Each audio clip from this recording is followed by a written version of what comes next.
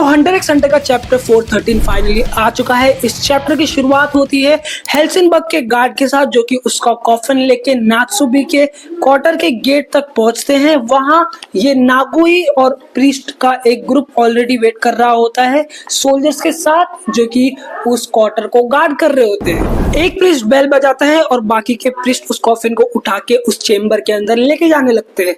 और यहाँ पर नात्सुबी भी एंट्रेंस यहाँ पर वेट कर रहा होता है। एंड फिर नाजुबी और जो पांचों प्रीस्ट है वो चेम्बर के अंदर जाते हैं। फिर हमें एक बड़ा सा पैनल देखने मिलता है जहां पर सारे प्रिंसेस का चेम्बर सर्कुलर शेप में होता है। एंड ये पैनल हमें पहले भी देखने को मिल चुका है, जस्ट एक रिमाइंडर दे रहा हूँ। एंड फिर इसके बाद जो नात्सुबी और नागोई है वही उस रूम में रहते और जो पांचों प्रीस्ट उसकी हेल्केनबर्ग की बॉडी वहां पर रख के चले जाते। एंड यहाँ पर जो नात्सुबी और नागोई है वो हेल्सिंबर्ग की जो बॉडी है उसको 8th और 10th प्रिंस के बीच में रखते हैं। मतलब वो 9th प्रिंस है तो उसे 8th और 10th प्रिंस के बीच में रखते हैं। ऐसा ही कुछ सीक्वेंस में ऑर्डर सर्कुलर शेप में उन्होंने बनाया है। एंड हेल्किनबर्ग की बॉडी रखने के बाद वो लोग उसकी फायर प्लेस की जगह पे जाते हैं, जहां पर वो लोग देखते हैं कि उसका जो फायर है वो लाइट ही नहीं हो रहा है। मतलब कि हेल्किनबर्ग अभी भी सक्सेशन वॉर के लिए क्वालिफाई है एंड उसने अभी भी उसकी एलिजिबिलिटी खोई नहीं है। और ये जो कॉफिन का भी सीन चल रहा था वो 30 मिनट पहले चल रहा था, मार्शल लॉ डिक्लेयर होने के पहले। नात्सुबी धीरे से बोलता है जब तक उसकी सोल किसी बॉडी में है उसका राइट ऑफ सक्सेशन खत्म नहीं हुआ है। रूम में रंबलिंग शुरू हो जाती है और नात्सुबी फाइनली बोलता है हेल्किनबर्ग अभी भी फाइट कर रहा है। दूसरी तरफ बेंजामिन को भी एक स्ट्रॉन्ग रंबलिंग महसूस होती है। पहले तो वो सोचता है कि ये हेल्किनबर्ग की एबिलिटी नहीं है, लेकिन फिर वो डिसाइड कर लेता है कि शायद ये हेल्किनबर्ग की ही एबिलिटी है।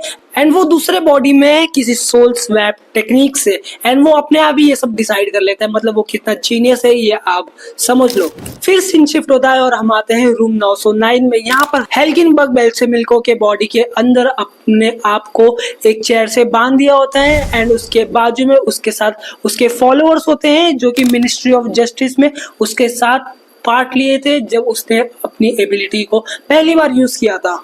और यहाँ पर हेल्सिंबर्ग सोचता है कि बेल्सेमिल्को बन के बेंजामिन को धोखा देना प्रैक्टिकली इम्पॉसिबल है, क्योंकि अब उसको पता चल चुका होगा अब तक। एंड वो हाइपोथेटिकली एक टेस्ट, अपना थियोरी टेस्ट करता है और एरो फायर कर देता है बेंजामिन की तरफ। एरो ऑलरेडी हवा में है और उधर बेंजामिन बुच को ऑर्डर देता है सोल्जर्स रूम 1009 में भेज बेल्सेमिल्को और हेल्किनबर्ग के फॉलोअर्स को ढूंढो और उन्हें डिटेन कर दो मटेरियल विटनेस मान के। मतलब उसका खुद का पर्सनल इंटरेस्ट। साथ साथ बेंजामिन अपना दिमाग में एबिलिटी को समझने की कोशिश करता है। सोचता है अगर ये माइंड स्वैप एबिलिटी है तो शिकागो का सुसाइड और विक्ट वाला मामला भी एक्सप्लेन हो जाता है। एंड ये दोनों उसके पर्सनल सोल्जर्स थे जो कि पहले के चैप्टर में ऑलरेडी मर चुके थे। और यहाँ पर बेंजामिन सोचता है पहले बेल्सेमिल्को के ऊपर फोकस करता हूँ, वो असली में हेल्किनबर्ग है और अभी किसी और पे अपनी एबिलिटी यूज करने की कोशिश कर रहा होगा। एंड वो जैसे ही अपने रूम से बाहर निकलने जाता है उसे अचानक से nausea, fever, lethargy and etching of the joints होने लगती है, जिसकी वजह से वो रियलाइज करता है कि वो एक्चुअली में इन्फेक्ट हो चुका है। एंड यहाँ पर हम इस पैनल पे देख सकते हैं उसे कितना डिजीनेस हो रहा है। बेंजामिन बाथरूम सिंक में वॉमिट करता है, अपने सिम्टम्स जल्दी से रिव्यू करता है और डर के साथ कंक्लूड करता है कि उसे TSK-17 से इन्फेक्ट किया गया है। एंड ये TSK-17 बेंजामिन ने खुद अपने शिप में लाया था अपने साथ प्रॉपर सिक्योरिटी के साथ। एंड उसने इसमें से एक टैबलेट यूज भी किया था हेल्सिनबर्ग को मारने के लिए। और इस सिचुएशन में अभी वो बेल्सेमिल्को के बारे में भूल जाता है। एंड फिर उसे याद आता है जब वो बेल्सेमिल्को के न्यूज का वेट कर रहा था तो फुरियोगो उसके ऊपर झुक के खड़ा था एंड इसी मोमेंट में शायद उसने पॉइजन दिया होगा। फिर वो तुरंत सेफ की तरफ भागता है जहां TSK-17 रखा होता है,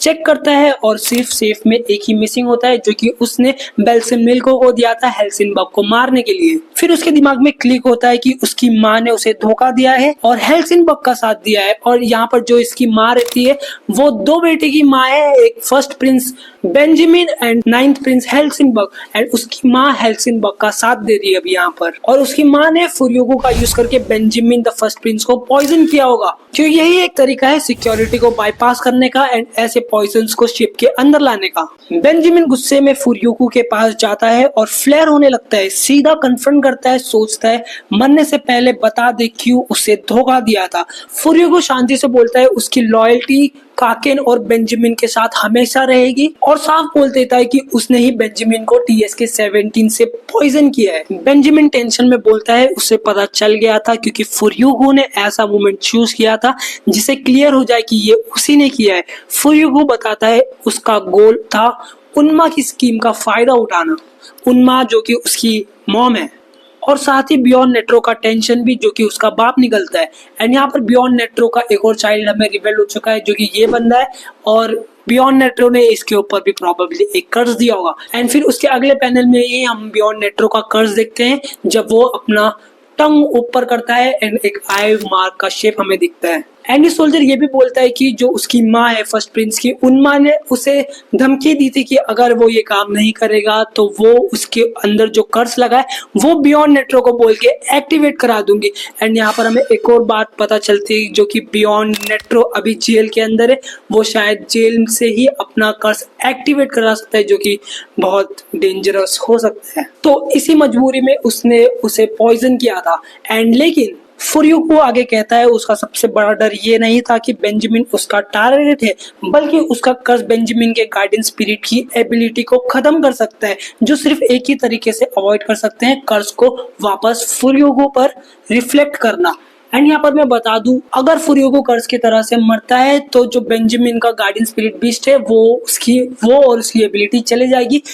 लेकिन यहाँ पर एक तरीका है इसको अवॉइड करने का कि जो फुरियोगो का कर्ज है उसको रिफ्लेक्ट बैक करना। हिपोथेटिकली अगर बेंजामिन ने फुरियोगो को अपने हाथों से मारा तो जो उसका कर्ज है वो उसके पास ऑटोमेटिकली रिफ्लेक्ट हो जाएगा, मतलब यहाँ पर बेंजामिन को कोई हार्म नहीं होगा और बेंजामिन लिटरली एक गॉड बन जाएगा, जो कि इस पैनल में हमें नेक्स्ट पैनल में हमें दिखाया गया कि वो एक गॉड की तरह पोज में, वो अब किंग नहीं बनना चाहता, वो अब एक गॉड बनना चाहता है इन लिटरल सेंस। उन्मा ने फुरियोगो को 48 आवर्स दिए थे TSK-17 यूज करने के लिए, वरना बियॉन्ड उसके कर्ज को एक्टिवेट कर देगा, पर ये फुरियोगो के फायदे में ही चला गया। एंड यहाँ पर फुरियोगो इस पैनल में नीचे झुका हुआ है बेंजामिन की तरफ, एंड बेंजामिन अभी फिलहाल तो उसे छोड़ देता है एंड उसका काम करने देता है, क्योंकि अभी उसके पास 48 बाकी है जब तक उसका कर्ज एक्टिवेट नहीं होता। सेरेडिनिच और हेल्किनबर्ग के बीच में चल रही कॉन्स्पिरेसी को देखकर बेंजामिन अपने सोल्जर्स को बताता है स्पेशल मार्शल लॉ डिक्लेयर होगा 2:15 PM को। ये अनाउंस करते वक्त वो सोचता है अगर वो अपने गार्डियन स्पिरिट बीस्ट को अपनी एबिलिटी के साथ मर्ज कर दे तो वो सिर्फ काकेन का किंग ही नहीं बल्कि वो एक लिटरल गॉड बन सकता है। वो ऑर्डर देता है कि 2 बजे से ये प्रिपरेटरी ऑपरेशन स्टार्ट किया जाए और बाकी प्रिंस के पर्सनल गार्ड को देखते ही मार दिया जाए, और ये ऐड करता है कि हंटर एसोसिएशन की जितने भी मेंबर्स है उन्हें छोड़ दिया जाए एंड जो बाकी जितने भी प्रिंस है उन्हें रूम नंबर 1001 में कलेक्ट किया जाए। बेंजामिन बुचर और फुरियोगो अपना ऑरा एक्टिवेट करते हैं, गन्स रेडी करते हैं एंड निकलने की तैयारी करते हैं। बेंजामिन ऑर्डर देता है कैमेलिया और सेरेडिनिच को उसके लिए छोड़ दिया जाए ताकि वो उन्हें खुद मार सके, और वो ये भी सोचता है कि उन्मा का फैक्शन उसके गार्डियन स्पिरिट बीस्ट की एबिलिटी के बारे में पता न चल जाए, बाकी प्रिंस को टाइम से पहले खत्म किया जाए और ऑफिशियल सक्सेसर बनने की लास्ट विल इशू किया जाए। एंड यहाँ पर वो सोचता है कि जो उन्मा के फ्रैक्शन है जो कैमेलिया के साथ है, यहाँ पर उन्मा उसकी मॉम है एंड उसकी जो मॉम है उसके कुछ फ्रैक्शंस मतलब सोल्जर्स है जो कि कैमेलिया के साथ है। एंड यहाँ पर बेंजामिन नहीं चाहता है कि जो उनके फ्रैक्शन को भी पता चले बेंजामिन की गार्डियन स्पिरिट की एबिलिटी के बारे में, इसीलिए वो एक एबिलिटी यूज करता है मूसिस एबिलिटी सीक्रेट विंडो, जिसकी वजह से वो देखता है कि कैमेलिया क्या कर रही है। वो एक्चुअली अपना पोस्ट लंच मसाज ले रही होती है जो कि 3 बजे तक चलेगा, और यहाँ पर ये बंदा बोलता है जो 13 प्रिंस है वो अभी तक मिसिंग है। एंड यहाँ पर बेंजामिन बोलता है कि वो प्रोबेबली अपने खुद के क्रिएटेड स्पेस में होगा जो कि उसने अपने स्पिरिट बीस्ट का यूज करके बनाया होगा।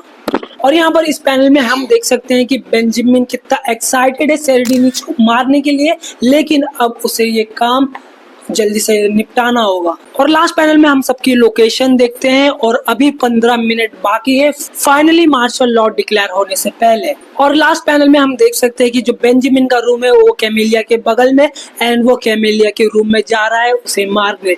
तो यही था इस चैप्टर में एंड ये चैप्टर एक्चुअली में बहुत ज्यादा कंफ्यूजिंग था एंड मुझे खुद को समझने में बहुत ज्यादा परेशानी हुई थी।